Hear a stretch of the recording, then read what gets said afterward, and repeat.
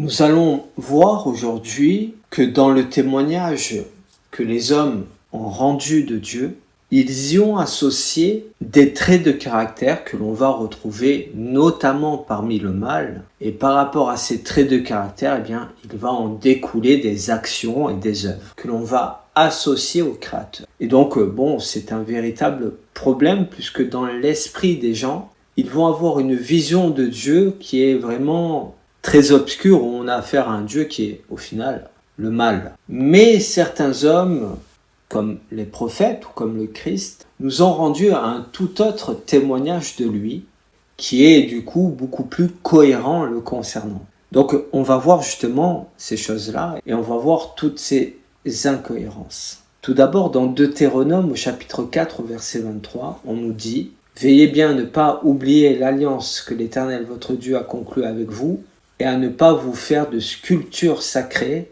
de représentations quelconques que l'Éternel ton Dieu t'ait défendu. En effet, l'Éternel ton Dieu est un feu dévorant, un Dieu jaloux. » Cette loi, on peut la retrouver aussi également dans Exode au chapitre 20 au verset 4. « Ne te fera point d'image taillée, de représentation quelconque des choses qui sont en haut dans les cieux, qui sont en bas sur la terre et qui sont dans les eaux plus bas que la terre. Tu ne te prosterneras point devant elles et tu ne les serviras point, car moi, l'Éternel ton Dieu, je suis un Dieu jaloux qui punit l'iniquité des pères sur les enfants jusqu'à la 3e et la 4e génération de ceux qui me haïssent. » Donc là, vous allez voir, la supercherie scripturaire, vraiment ce qu'on a implémenté et que l'on a voulu associer à Dieu. Ici, comme vous l'avez vu, on a dans Deutéronome une loi qui fait partie des 10 commandements et qui est une véritable loi du Dieu d'Israël. On vient de la lire dans Exode au chapitre 20. Mais ici, comme dans Exode d'ailleurs, on va donner justement une cause par rapport à cette loi. Donc le problème étant, c'est que Dieu va donner cette loi en justifiant une cause le concernant lui. On nous explique qu'il donne cette loi-là, c'est-à-dire de ne pas se faire d'idoles, de ne pas les servir, etc. Parce qu'il serait un Dieu jaloux. Donc en réalité, il va donner une loi par rapport à lui, à ses sentiments à lui, à ce qu'il ressent. C'est aussi ce qu'on nous dit dans Exode, chapitre 20. Et dans Exode, on nous dit que justement, si on n'obéit pas à cela, il y a une malédiction qui va s'intensifier au fil des générations. Là, on a un véritable problème, puisque effectivement, tout d'abord, Dieu ne donne pas des lois par rapport à ses sentiments à lui, il donne des lois pour le bien-être de son peuple et pour l'éloigner du mal, uniquement. S'il a donné cette loi, qui est une vraie loi du Dieu d'Israël, c'est pour s'éloigner du mal, parce que ces idoles-là, justement, sont une représentation du mal, et que comme on l'a vu finalement, Jérusalem a été remplie d'idoles. Justement, on a voulu expliquer que le Dieu d'Israël était finalement comme une idole. Il se comportait pareil, il avait les mêmes traits de caractère que ces dieux-là, les mêmes demandes aussi, on a vu au sujet des actes, des lois sacrificielles, etc. Donc finalement, les dirigeants d'Israël, les scribes, etc., nous ont dépeint un Dieu finalement qui n'est pas du tout différent de toutes les autres idoles, des nations, de tout ce que l'on a vu parmi toutes les époques, toutes les cultures, toutes les civilisations. Donc effectivement, à la finalité, on se retrouve avec un Dieu qui n'est pas du tout différent des autres, qui demande exactement la même chose et qui va demander ces choses-là par rapport à lui. Et avec des traits de caractère, des sentiments, qui sont des sentiments finalement qui appartiennent au mal et que l'on va aussi retrouver parmi l'espèce humaine. Donc on va vraiment rabaisser Dieu et qu'il demande des choses qui appartiennent au mal et qu'il aurait les mêmes sentiments et les mêmes pensées que le mal. Donc là, on a un véritable problème. Dieu, lui, va donner, comme on l'a expliqué, des lois, des commandements qui vont servir à son peuple pour l'éloigner du mal uniquement et pour l'amener vers le bien. Mais en aucun cas, Dieu donne des lois par rapport à lui, ou par rapport à ses sentiments à lui, ou par rapport à une cause qui le concerne. Comme ici, on veut nous expliquer qu'il donne cette loi parce qu'il serait un Dieu jaloux. Non, pas du tout. Donc vous voyez que finalement, celui qui est jaloux, c'est le mal, ce n'est pas Dieu. puisqu'il veut justement prendre sa place et qu'on l'adore justement à la place de Dieu. Donc Dieu ne peut pas avoir les mêmes pensées, les mêmes traits de caractère que le mal. Dieu, vous comprenez que c'est un esprit qui est un esprit sans égal, et forcément, à quel moment il va être jaloux de qui que ce soit. Et que forcément, il n'est jaloux de personne. Donc s'il donne une loi, c'est pas parce qu'il est jaloux, c'est parce que cela éloigne son peuple du mal, c'est tout. Et qu'on veut en permanence inverser les rôles, c'est-à-dire qu'ici, Dieu serait jaloux des idoles, alors qu'en réalité c'est l'inverse, ce sont les idoles qui sont jaloux de Dieu et qui veulent se faire adorer à la place de Dieu. Vous voyez donc cette manipulation-là. On va vouloir nous expliquer aussi que dans les pensées de Dieu, on va y retrouver la colère, la destruction, la fureur. Ceci, on peut le retrouver dans Lamentation, au chapitre 4, verset 11. L'Éternel a épuisé sa fureur, il a répandu son ardente colère, il a allumé dans Sion un feu qui en dévore les fondements. On peut aussi retrouver dans Ézéchiel au chapitre 30 au verset 13. Ainsi parle le Seigneur l'Éternel, j'anéantirai les idoles et j'ôterai de nous les vains simulacres. Il n'y aura plus de prince du pays d'Égypte et je répandrai la terreur dans le pays d'Égypte. Je dévasterai Patros, je mettrai le feu à Tsoan et j'exercerai mes jugements sur No. Je répandrai ma fureur sur Sin, la forteresse de l'Égypte, et j'exterminerai la multitude de No. Vous voyez qu'ici, on veut nous expliquer la colère de Dieu. Et ce qui va découler de cette colère, c'est-à-dire la destruction, l'anéantissement, etc., ce qu'on nous explique ici, et ce qu'on retrouve régulièrement au sujet du Créateur, qu'il aurait exterminé des villes quand ça ne lui convenait pas, etc. Toutes ces choses-là.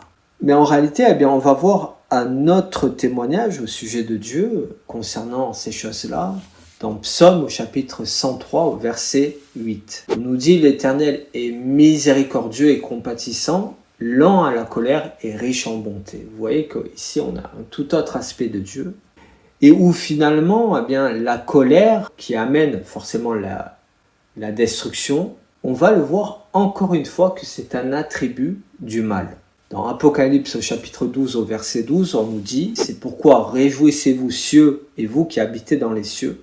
Malheur à la terre et à la mer, car le diable est descendu vers vous animé d'une grande colère, sachant qu'il a peu de temps. » Vous voyez qu'on veut toujours attribuer des attributs, des pensées, des sentiments qui appartiennent au mal et que l'être humain peut avoir également, bien sûr, parce qu'il va s'inspirer de ce mal-là.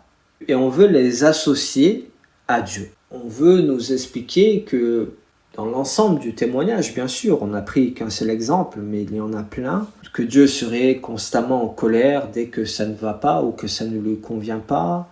Donc on a toujours justement un élément qu'on veut implémenter en Dieu, c'est-à-dire un sentiment. Et par rapport à ce sentiment, eh bien, il y aura des conséquences, vous voyez. Soit une demande de Dieu pour apaiser sa colère, soit une destruction puisqu'on n'aura pas apaisé sa colère, etc. Toutes ces choses-là, ce sont en réalité des attributs que l'on retrouve parmi le mal, parmi les idoles des nations que l'on a toujours vues. Mais dès l'instant où on veut les attribuer à Dieu, eh bien ça ne fonctionne pas. Et c'est bien ce qu'on nous dit, c'est que justement, c'est le dragon, le diable, le serpent qui est en colère. Ce n'est pas Dieu. Pourtant, en permanence, on nous dit que Dieu est en colère, qu'on va subir sa colère, vous voyez. Même on nous parle de la colère de l'agneau, ce qui est un non-sens absolu. Comment voulez-vous qu'un agneau se mette en colère? On n'a jamais vu ça. Justement, si l'agneau se met en colère, c'est que ce n'est plus l'agneau, et que en fait c'est une usurpation d'identité, si vous voulez. Est-ce que vous comprenez? Et c'est exactement ce que ce témoignage témoigne. On veut en permanence faire passer Satan pour Dieu dans ce témoignage-là, dans cette usurpation scripturaire. Mais on a un témoignage qui explique justement cela. Ici, vous voyez bien que on nous dit bien que c'est le diable qui est en colère, que ce n'est pas Dieu. Donc comment Dieu, qui est censé être différent de Satan, pourrait avoir les mêmes attributs et les mêmes sentiments et les mêmes pensées? Comment c'est possible? Par la logique et le bon sens, on comprend que ce n'est pas possible. Donc le problème étant, c'est que, comme nous le voyons, ce témoignage nous rend justement une vision du Créateur à qui l'on va greffer des pensées, des sentiments, des attributs qui ne lui appartiennent pas. Et donc, à la finalité, on va avoir, d'une manière générale, une vision de lui très obscure. Et cette vision générale va se matérialiser dans le fait que Dieu va être constamment dans le jugement, mais aussi dans la condamnation. C'est vraiment l'image générale qu'on peut avoir de lui. Eh bien, ça en fait un Dieu qui est constamment dans le jugement, constamment aussi dans la condamnation, puisqu'on va voir que ce sont deux choses différentes. Mais en réalité, eh bien, qu'est-ce qu'il en est réellement? Et pour comprendre véritablement ce qu'il en est, eh bien, tout d'abord, on peut lire dans Jean au chapitre 5 au verset 22, « Le Père ne juge personne, mais il a remis tout jugement au Fils. » Donc vous voyez qu'ici déjà, on a une parole qui vient complètement dénoter et qui est complètement antagoniste avec toute la vision de Dieu que l'on a de ce Dieu-là dès le début, donc où on le voit énormément dans l'Ancien Testament notamment. C'est bien souvent le cas, c'est-à-dire qu'on a bien souvent dans l'ensemble de ce témoignage, eh bien, deux visages de Dieu qui dénotent complètement, qui sont complètement antagonistes. Donc bon, là, c'est un véritable problème. On voit que constamment Dieu est dans le jugement, que ce soit parmi Israël ou que ce soit aussi parmi les nations environnantes. Il est non seulement dans le jugement, mais aussi dans la condamnation de ces nations-là, alors qu'en réalité, on nous dit que le Père ne juge personne. Imaginez-vous donc cette énorme différence. Si on ne juge personne, on ne peut condamner personne. Mais le jugement, et cela va être intéressant, on nous dit qu'il a été donné, il a été donné au Fils. Donc déjà, quand on voudrait parler du Père, eh bien, le Père ne juge personne et ne condamne personne. Et que maintenant, eh bien, ce pouvoir de juger est dans les mains du Fils, si l'on peut parler ainsi. Et c'est ce qu'on nous dit dans Matthieu, au chapitre 16, au verset 27. « Car le Fils de l'homme doit venir dans la gloire de son Père avec ses anges, et alors il rendra à chacun selon ses œuvres. » Donc on nous explique ici que chacun sera jugé finalement selon ses œuvres. Eh bien, comme on va le voir, que ce sont nos propres œuvres qui vont nous juger. Ce que l'on va faire va être déterminant dans notre jugement. Et comme cela est annoncé dans Jean au chapitre 12 au verset 47, « Si quelqu'un entend mes paroles et ne les garde pas, ce n'est pas moi qui le juge, car je suis venu non pour juger le monde, mais pour sauver le monde. Celui qui me rejette et qui ne reçoit pas mes paroles a son juge. La parole que j'ai annoncée, c'est elle qui le jugera au dernier jour. » Donc vous voyez qu'on s'éloigne vraiment constamment ici de cette vision d'un Dieu vengeur, d'un Dieu qui serait un juge, qui condamnerait comme on veut nous le présenter. Et même Jésus, dont on nous a dit qu'il avait le pouvoir de juger. Le pouvoir a été remis à lui, mais en réalité, ce qu'on va y apprendre, c'est que, eh bien, cela vous le savez, Jésus, lui, c'est la parole de Dieu. C'est vraiment le représentant de Dieu, quand il était venu sur terre, bien évidemment, mais aussi en esprit, puisque la parole était là au commencement. Et on le voit, et cela vous le savez, que constamment les serviteurs de Dieu, parmi les plus grands, ont constamment affaire à ce que l'on appelle l'ange de l'Éternel notamment. Et comme on le voit dans le livre d'Apocalypse, cette parole de Dieu, cet esprit, puisque c'est un esprit, on le voit qu'il est très spécifique. Et il est décrit comme étant la parole de Dieu. Donc, on ne va pas rentrer forcément dans cette description maintenant, mais vous savez que c'est un esprit, celui que l'on appelle la parole de Dieu, qu'il est très spécifique et qu'il est très reconnaissable. Et ce que Jésus nous dit lui-même, c'est que cette parole-là, qui sort de sa bouche, effectivement, quand il était sur terre, mais elle est là dès le commencement, bien avant sa venue sur terre, comme vous le comprenez, Eh bien, à la finalité, pour celui qui ne garde pas cette parole, qui ne la met pas en pratique, donc qui va en appliquer une autre, qui est opposée à celle-ci, eh bien, c'est cela qui va le juger. Donc, c'est bien ses œuvres qui vont le juger, mais c'est aussi, justement, cette parole. Donc, cette parole, ce sont ce qui a été donné à Moïse dans le désert, donc les 10 commandements, c'est-à-dire cette éducation, va servir de pilier et va servir de juge, en réalité. Comme il le dit, la parole que j'ai annoncée, c'est elle qui le jugera au dernier jour. Donc c'est elle en réalité qui sert de juge et qui sert de marqueur concernant le jugement. C'est sur cette parole-là que l'on va se baser pour juger. Est-ce que vous comprenez? Donc finalement, vous voyez que même Jésus, ici, et on va le voir, ce n'est pas lui qui va juger directement en tant qu'esprit ou en tant qu'être humain. C'est cette parole-là qui est donc le maître étalon du jugement. Est-ce que vous comprenez? Et c'est donc par rapport à cette parole que l'on va émettre un jugement, positif ou négatif, mais on va se baser sur cette parole-là. Pour que vous compreniez ce que l'on est en train de voir, eh bien, c'est un passage que vous connaissez dans Jean chapitre 8 au verset 5. Ici, je vais paraphraser, mais voyez ce passage devant vous. C'est quand les spécialistes de la loi vont voir Jésus dans le temple, accompagné de cette femme prise en flagrant délit d'adultère, et puis ils disent à Jésus, bon, dans la loi de Moïse, on nous a ordonné de lapider de telle femme.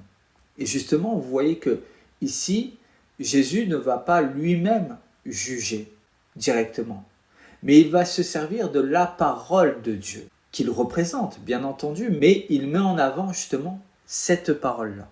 Cette parole-là, c'est-à-dire, c'est quoi cette parole? C'est « tu ne tueras point ». Donc c'est cela qu'il va mettre en avant en demandant que celui qui est donc se considère sans péché lui jette la première pierre sur cette femme.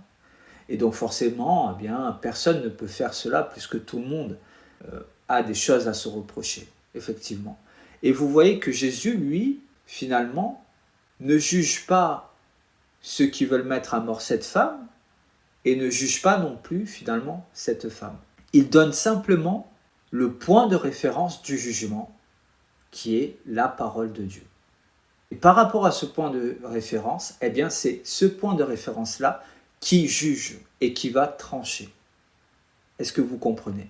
Ici, c'est bien la loi de Dieu qui vient trancher et qui vient servir justement de juge. Et après, même, il le dira, ils n'ont pas pu te condamner parce que justement, la parole de Dieu est venue te protéger finalement. Elle a jugé bon de ne pas te mettre à mort et d'expliquer à ceux qui voulaient te mettre à mort que ce n'était pas justement ce que Dieu demandait. Donc, ils ne t'ont pas condamné et puis moi non plus, je ne te condamne pas. Vous voyez?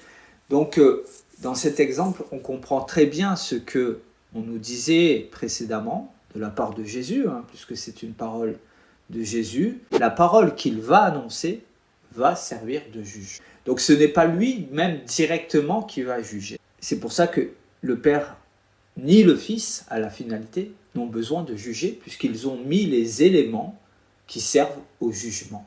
Est-ce que vous comprenez? Et c'est cet exemple qu'il donne, c'est-à-dire, bien, lui personnellement ne juge pas.